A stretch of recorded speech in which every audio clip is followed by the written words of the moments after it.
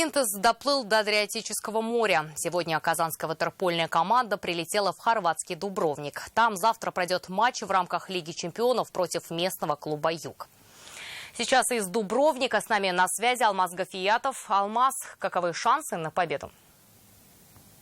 Добрый вечер, Даяна. Но для начала несколько слов об этом прекрасном городе Дубровник. Именно здесь проходили съемки культового сериала «Игра престолов». И не зря. Этот город называют «жемчужиной Адриатического побережья». Благодаря древним постройкам 14-18 веков именно это место было введено в список всемирного наследия ЮНЕСКО. Ну, «Игру престолов» мы, конечно же, отведем на второй план. Основная игра для Синтеза пройдет, конечно же, завтра. Совсем скоро команда проведет первую тренировку на хорватской земле. И давайте вместе послушаем директора клуба Максима Осмоловского. В Лиге чемпионов много таких команд вот с такой атмосферой.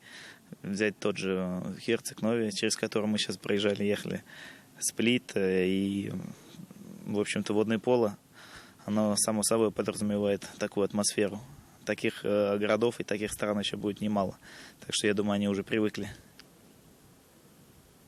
Соперник у нашего клуба «Синтез» безусловно серьезный. Местная команда «Юг» является лидером нашей группы по Лиге чемпионов, и бороться против нее будет сложно. Водные виды спорта в Хорватии очень популярны, и местные команды составляют серьезную конкуренцию всем европейским грандам по водному полу. Поэтому «Синтезу» будет непросто. Будем вместе переживать и болеть, и, конечно же, «Синтез Алга». Даяна? Алмаз, спасибо. Завтра будем ждать от вас победных новостей.